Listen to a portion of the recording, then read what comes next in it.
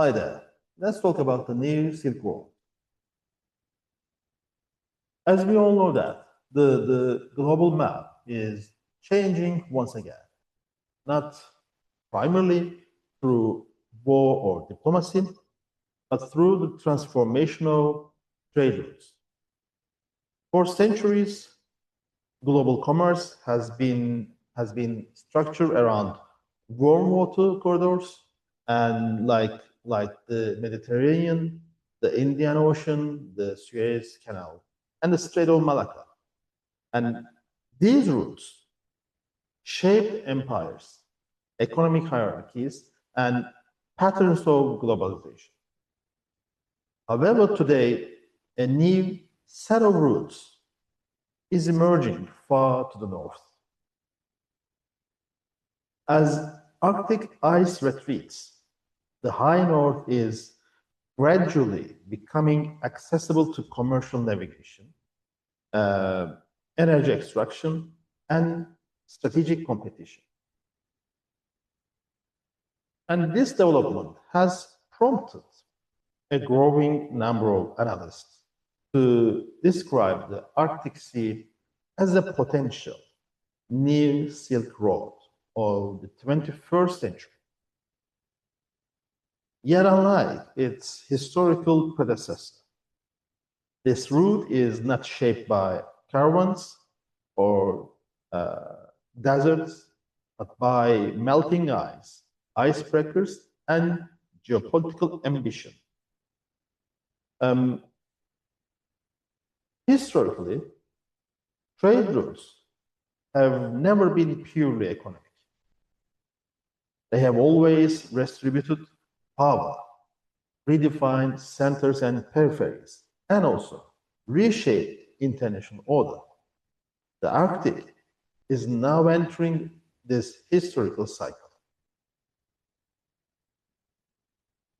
Climate change has reduced sea ice coverage at an unprecedented rate, with scientific projections suggesting that summer ice-free conditions could become common within the coming decades. And that transformation has significant logistical implications. Shipping between East Asia and Northern Europe via the Northern Sea Route can reduce transit time by up to 2 weeks compared to the Suez Canal. And for global shipping firms, this represents substantial savings in fuel, time, and emissions. However, as history consistently demonstrates, shorter routes rarely lead to simpler politics.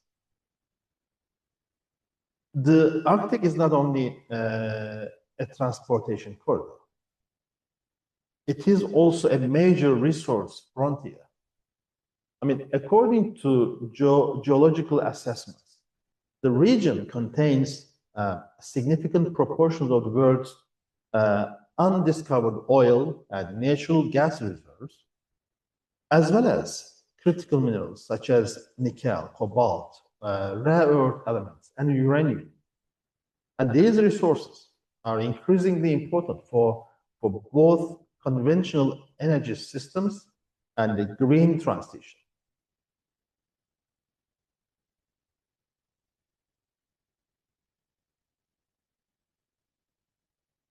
As access improves, interest intensifies. States are submitting overlapping claims to extend their continental shelves under international law, effectively seeking to expand sovereign rights beneath the Arctic seabed. And as a result, what was once a remote and marginal space is becoming a central arena of geopolitical competition. No state is more directly affected by this transformation than Russia. With the longest Arctic coastline, Russia views the region as a as a core component of its future economic and strategic posture. The Northern Sea Road, running along Russia's northern coast, is central to this vision. I mean, for Moscow, the route is not merely commercial. It is a national development project linking energy extraction, regional infrastructure, and also strategic control. Russia has invested heavily in Arctic ports, liquefied natural gas terminals, and a fleet of nuclear-powered icebreakers. And these investments are designed to position Russia as the primary gatekeeper of Arctic transit. From a Western perspective, these developments raise security concerns. What Russia presents as economic modernization is often interpreted by NATO members as militarization.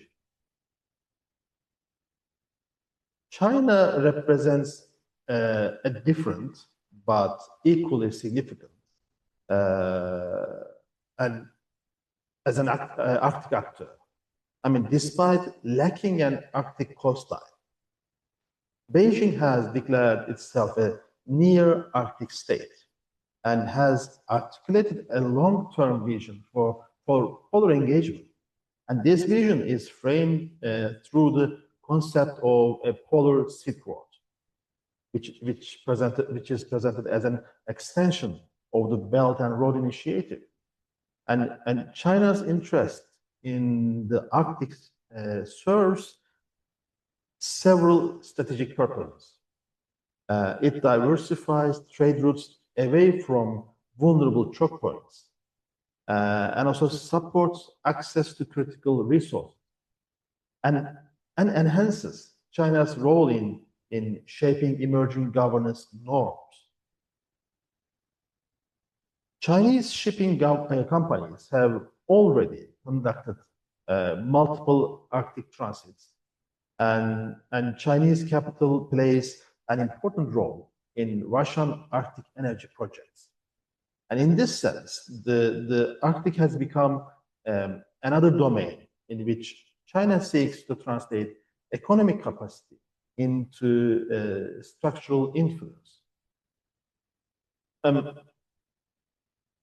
For much of the post-Cold War period, the Arctic remained peripheral to Western strategic thinking, and that situation has changed.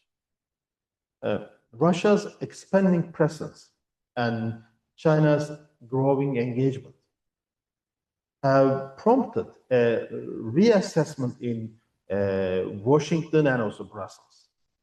And that's why the Arctic is now widely described as a regional strategic competition. NATO exercises in the high north have increased, and Arctic security has been integrated into broader alliance planning. The underlying concern is not immediate conflict, but long-term control over access, infrastructure, and also rulemaking. And this re-securitization introduces a paradox. The Arctic is simultaneously framed as a global commons and as a strategic frontier. And between these major powers lie the Nordic and Arctic adjacent states. Countries such as Norway, Finland, Iceland, and Greenland occupy strategically critical positions despite their relatively small size.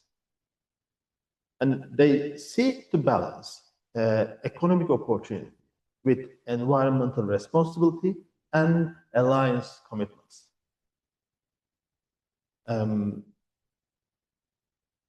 These states increasingly practices what might be described as Arctic balancing. I mean, leveraging geography, legal frameworks, and diplomatic credibility to maintain autonomy within an increasingly polarized environment. At the center of the Arctic transformation lies a profound paradox. The Arctic is warming several times faster than the global average. The very processes that enable new trade routes and economic activity are also accelerating global climate risks, including sea level rise and ecosystem collapse.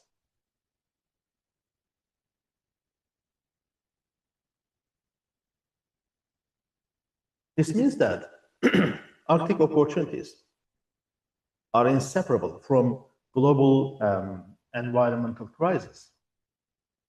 The region thus confronts policymakers with an uncomfortable reality. Economic access is being created by ecological breakdown. Every major shift in trade geography has reshaped international order. The Arctic has the potential to alter the balance between East and West, North and South, and established powers and emerging powers. Whether it becomes a corridor of cooperation or a zone of competition depends on governance choices made today. The Arctic could evolve into a model of shared stewardship, scientific cooperation, and regulated development. Alternatively, it could become another arena where strategic rivalry overwhelms collective responsibility. The Arctic is not merely opening, it's exposing deeper questions about global governance. Is this a new Silk Road connecting regions and economies through cooperation? Or is it a new chessboard where power politics simply move northward? Ultimately, the Arctic reflects broader patterns in international relations. It reveals how technological capability, environmental change, and strategic ambition interact. What lies beneath the ice is not only energy or minerals, but a test of where the global politics can adapt to planetary limits. And the outcome will shape not just the Arctic's future, but the future of the international system itself. Well, thank you for watching and listening.